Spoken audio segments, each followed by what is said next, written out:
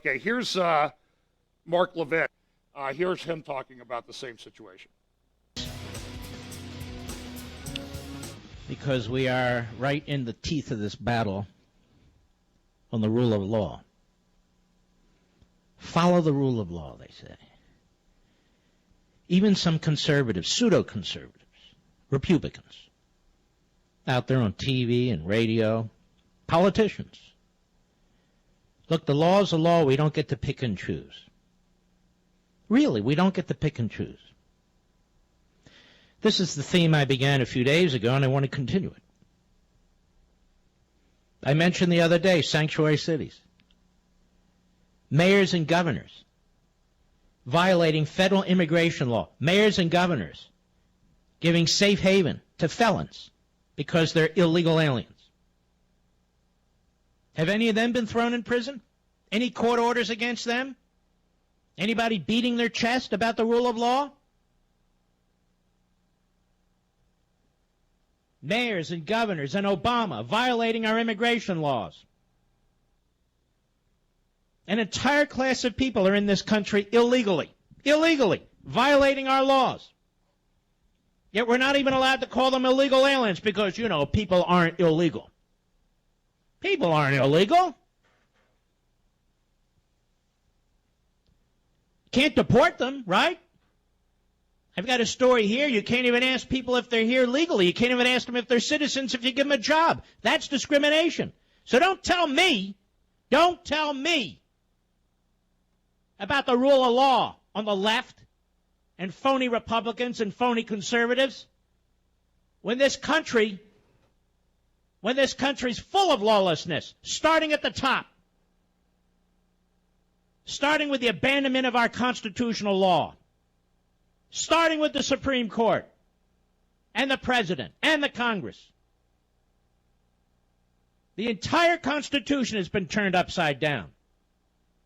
And federal courts and media types go on and on about following the law. Anthony Kennedy didn't follow the law when he wrote the decision in June about same-sex marriage. He defied the law. And he knows it. He abused our system of government. He abused his office. What they mean, ladies and gentlemen, is not the rule of law. What they mean is you will accept the fate of this nation as dictated by the left, or you're going to be punished. That's what they mean as they try to institutionalize and enshrine their leftist agenda into the law so they can use the law against the law-abiding. Meanwhile, the Tea Party movement, without a hint of lawlessness, without a hint of violence, without a hint of racism, is portrayed as dangerous, potentially violent, and racist. This has nothing to do with the rule of law. Just because a court issues an opinion doesn't make it lawful. Just because a president uses his pen and his phone doesn't make it lawful. Tyranny comes in many forms. History tells us that. Our framers told us this. And we live in a post-constitutional period, as I've said time and again. And these are the consequences. You don't see atheists going to prison. You don't see secularists going to prison, do you? They're not thrown in jail. They're accommodated. They're accommodated in every step. Every Christmas in the public square, you want to have a manger scene. Somehow that's outlawed by the Constitution and the First Amendment. Since when? I hear dumb people going on and on about separation of church and state. Well, as a constitutional matter, the phrase separation of church and state is not in the Constitution. That comes out of a letter written by Thomas Jefferson to the Danbury Baptists. Thomas Jefferson, a great man, but here's the problem. Thomas Jefferson wasn't even at the Constitutional Convention. He was in France. He had minimal say about the Constitution. But that aside, what do you mean separation of church and state? What the framers did is create a tolerant society. not a faithless society. Or there'd be no free exercise of religion clause, a liberty clause in the First Amendment, would there? So they didn't want to create a theocracy, and they didn't create a theocracy. But they didn't create a secular society either, where anything that has the hint of religion or faith, anything that has the hint of God, is to be banned from the public square. That's new. That's new. That's not the Constitution. But you got to follow the law. Well, what if the judges don't follow the law? How can it possibly be? How can it possibly be that the law of the land that these judges swear to uphold, the law of the land under which they have whatever authority they have, can be abused by them, and then we are forced to live by the law of the judiciary? The court had no business whatsoever getting into this issue of same-sex marriage. None. And that's why we have a problem in Kentucky. Not because of the lady in Kentucky, but because of Justice Kennedy and the 4 other justices. That's why we have a problem in Kentucky. Not because of the federal Constitution, not because of any state constitution, but because of 5 justices who acted outside the law, who violated the law. And now we have people saying, follow the rule of law. Really? What they really mean is follow the rule of Anthony Kennedy. And of course, the lower courts are going to enforce this. That's an entire branch of the federal government, the judiciary. He had a lawful court order. She wouldn't abide by it. Oh, and she's a public official. She should have resigned or be impeached. Why is that? Because she won't follow the rule of law. Well, then Anthony Kennedy should resign or be impeached.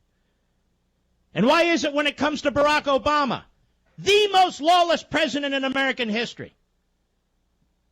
In so many ways, it's hard to even keep track. Why isn't the rule of law enforced against him? You can't even utter the word impeachment. Can't say that, can't say that. Why not? Because he's a leftist, that's why. He's a leftist, violating the Constitution to advance his ideology. Christians in this country, of which most of you are in my audience, you're having to defend yourselves and defend your faith. You're not bothering anybody. You're not imposing your will on anybody. You want to be left alone. But the left won't leave you alone. The courts won't leave you alone. Governors won't leave you alone. Politicians won't leave you alone. And they are insisting that you do things that you do not want to do. And don't believe these people who say she's a public official. That's different. Did they say that when it came to the baker? Did they say that when it came to the caterer? Did they say that when it came to the pizza parlor? No, they didn't. Shut them down, they said. Shut them down. These are the new fascists, ladies and gentlemen. And I don't care if they're wearing black robes and they're on the Supreme Court or not. This isn't about the rule of law. It's about the rule of the left. Because all the laws aren't enforced, are they? Look at our borders. Look at Obama with his fiats. Look at Obama going around changing the names of mountains in every way possible. Even more fundamentally, where is it written in the Constitution that the executive branch passes more laws than the legislative branch? Where is it written in the Constitution that this massive bureaucracy, this 4th branch of government within the executive branch, can institute 3,800 laws a year without any checks and balances, without the consent of the governed, without anything? Where's that written? And by the way, justices, where is it written that you have the final word? And don't give me Marbury versus Madison. That's a court case, a self-serving Supreme Court case. Where is it written? It's not written anywhere. Which makes the abuse by Kennedy and the other 4 even more egregious. Having seized power, not to be an independent branch of government, but to be the supreme branch of government. of what were to be co-equal branches. The court now exercises power recklessly. And what the court did in June, 5 justices, was reckless.